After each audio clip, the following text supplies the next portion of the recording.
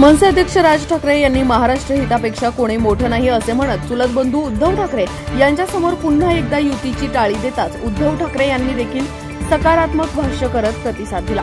त्यानंतर राज्यात उद्धव आणि राज एकत्र येणार का यावर जोरदार चर्चा सुरू झाली आहे।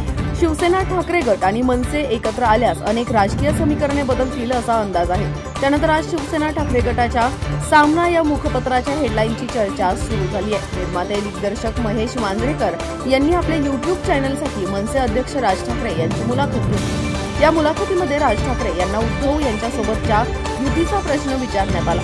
त्यावेळी बोलताना राज ठाकरे यांनी म्हटले की आमच्यातले वाद, आमच्यातली भांडणं किरकोळ आहेत। मराठी माणसाच्या अस्तित्वासमोर ही भांडणं क्षुल्लक आहेत। एकत्र येणं आणि राहणं यात काही कठीण नाही असे राज ठाकरे यांनी स्पष्ट केलं।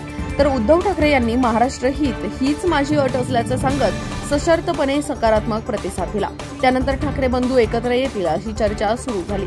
ठाकरे बंधू एकत्र येणार असल्याच्या चर्चांनी राज्यातील राजकारण ढवळून निघालंय।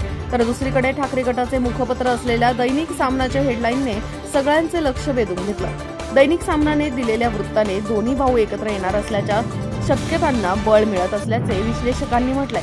सामना हे ठाकरे गटाचे मुखपत्र असल्याने यातील राजकीय भाष्य हे पक्षाचे मत असल्याचे संकेत आहेत।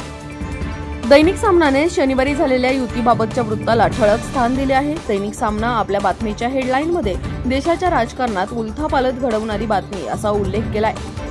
त्यानंतर महाराष्ट्राच्या हितासाठी एकत्र येण्यावर राज उद्धव यांची सहमती असे ठळकपणे म्हटलंय। तर पुढे भांडणे वाद असतील मिटवू असे म्हटलंय।